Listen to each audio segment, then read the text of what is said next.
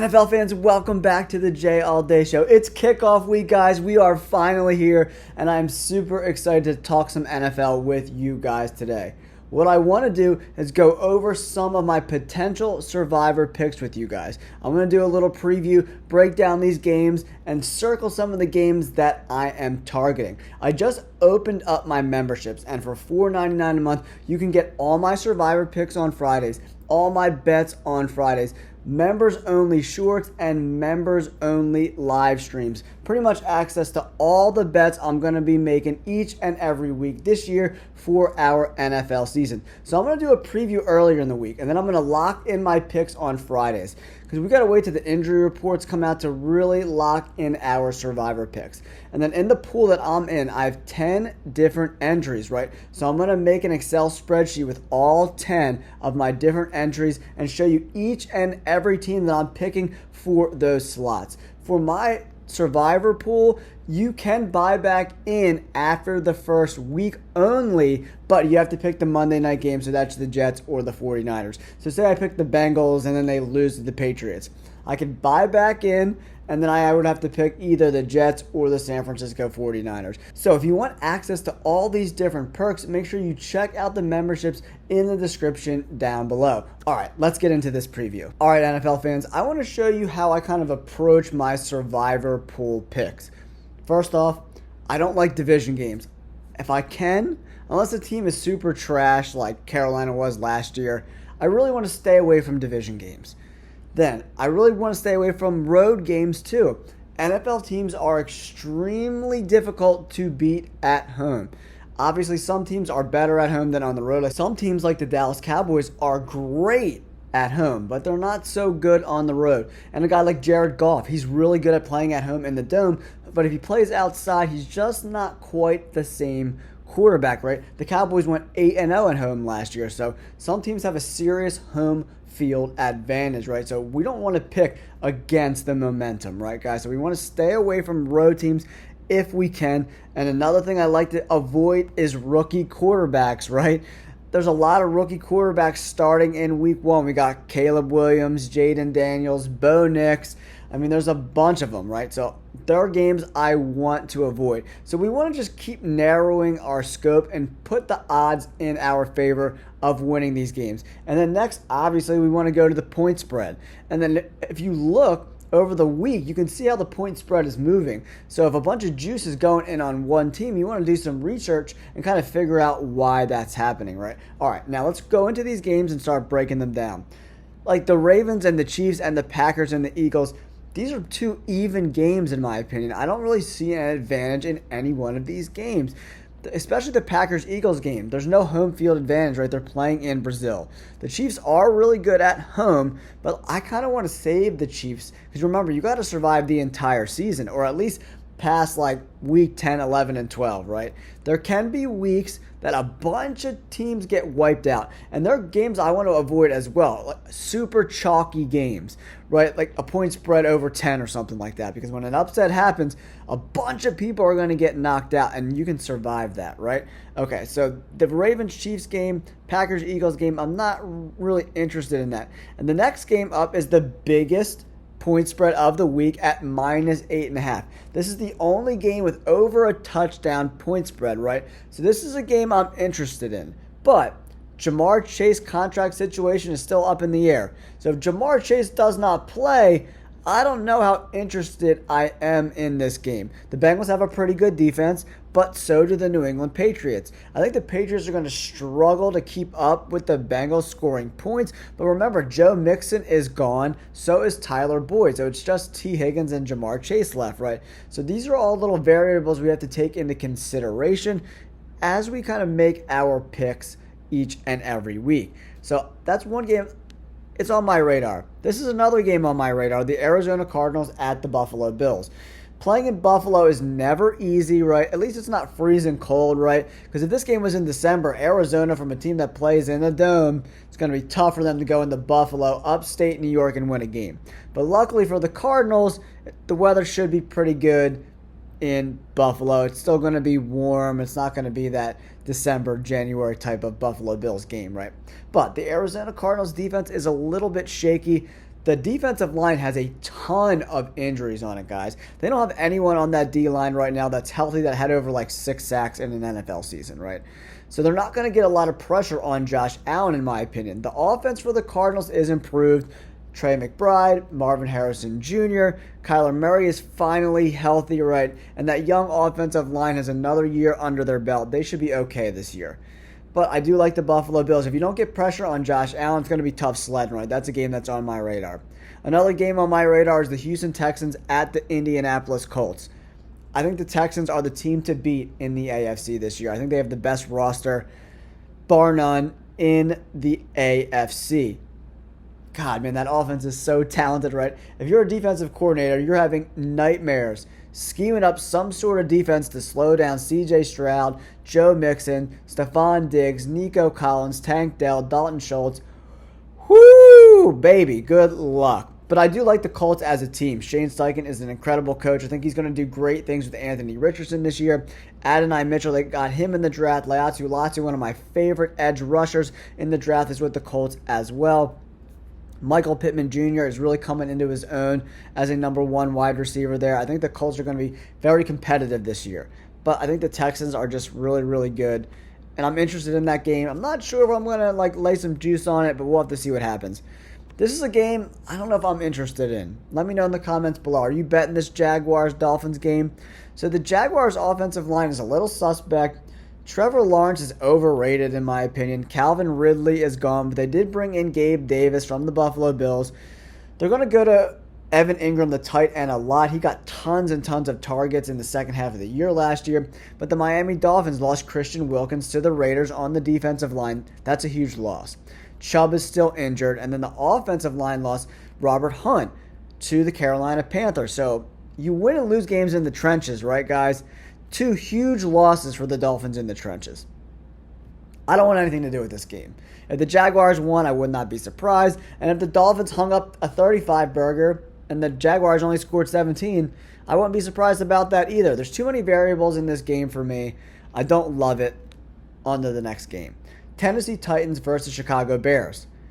We got rookie quarterback Caleb Williams. Do I want to use Caleb Williams later on in the year? Could I use this game as one of my 10 picks as kind of a variable pick? And if the Bears end up losing, I could either pick the 49ers at home or the New York Jets. I'm considering that. I'm not 100% sure where I want to go with this game yet. The Tennessee Titans have really improved that defense, bringing in L'Jarius Sneed from the Chiefs. They also brought in a Awuzie from the Bengals. They really wanted to shore up that secondary. The offensive line is still a work in progress, in my opinion. But they really upgraded the wide receiver position. Calvin Ridley's there now. Tyler Boyd, DeAndre Hopkins. Will Levis has some people to throw the ball to. And I like their running backs too, Pollard and Tajay Spears. On the flip side, the Bears probably have one of the most explosive offenses in the entire NFL. I don't think I've ever seen a rookie, especially a number one pick in the draft, like Caleb Williams, coming into an offense with this many weapons. DeAndre Swift, I look for him to have a huge game week 1. DJ Moore, Keenan Allen, Rome Odunze. They got 2 good tight ends as well. Very formidable offensive line. The Bears are on my radar, guys. They're on my radar. Minnesota Vikings at the Giants. I'm not really interested in this game at all because of the quarterback play, right? One more note on the Chicago Bears. I said one of the things I don't like to target is rookie quarterbacks, right? But this situation is a little bit different in my opinion with Caleb Williams and the Bears. I'm not going hard on it. I might use one of my entries for that game. I'm not 100% sure yet. I'll fill you guys in on that members only video on Friday. Now back to the Vikings and the Giants, right? 2 mediocre quarterbacks, right? And when you have 2 mediocre quarterbacks, one of these teams is going to get some turnovers. And I have no idea what team that's going to be. So I'm staying away from this game. The line's at 1 right now. Whenever it's a pick 'em, a -1, -1.5 line, I tend to avoid those games as well. There's not a lot of chalk there. Sam Darnold could have a great game. I'm leaning towards the Vikings winning this game for sure, even though the Giants really shored up that D-line with Dexter Lawrence being paired with Brian Burns coming over from the Carolina Panthers. But Sam Darnold thrown to Addison and Justin Jefferson. Hawkinson's still hurt or whatever, so I'm avoiding that game. Steelers at the Falcons. The Steelers have one of the best defenses in the NFL, guys. Between Highsmith and TJ Watt, they're probably going to get 20 sacks again. Probably easily. But their offense is cheeks, man. Straight cheeks. They're going to run the ball okay. They're going to want to run the ball 25, 30 times a game. Russell Wilson with some play action, some bootlegs. I just don't believe in Russell Wilson. I don't believe in this offense. The Steelers lost one of their top wide receivers, Deontay Johnson, to the Carolina Panthers. So they have Pickens and a bunch of bums. I don't love that situation. I'm probably not going to bet this game because Kirk Cousins is coming off that injury. I want to see how he looks in week 1 before I put any juice on Kirk Cousins. I'm avoiding this game. Carolina Panthers at the Saints. I'm considering using 1 or 2 of my lineups for the Saints because I don't want to use them any other time during the year. The Carolina Panthers still have a lot to prove. One of their top picks, Jonathan Brooks, is still on the PUP list. They added some offensive line help, but Bryce Young didn't look good last year at all. I don't like their running back situation. Adam Thielen's getting a little bit older, even though I think he's in play for daily fantasy. Check out Thielen. He's got a 25, 30-point potential in daily fantasy for sure. I think the Saints win this game. They got a pretty good defense.